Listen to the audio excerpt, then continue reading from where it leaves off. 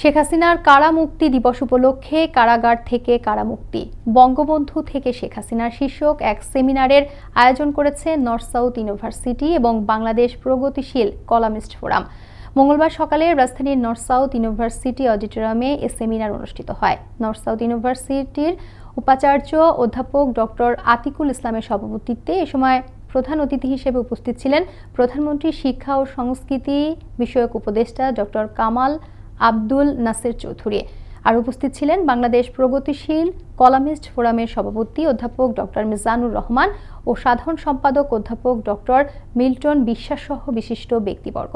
অনুষ্ঠানে বক্তারা বলেন, কারাবাসের ফলে শেখ হাসিনা পুড়ে পুড়ে খাঁটি হয়েছেন, বাবার দীর্ঘ কারাবাসের যন্ত্রণা অনুধাবন করেছেন।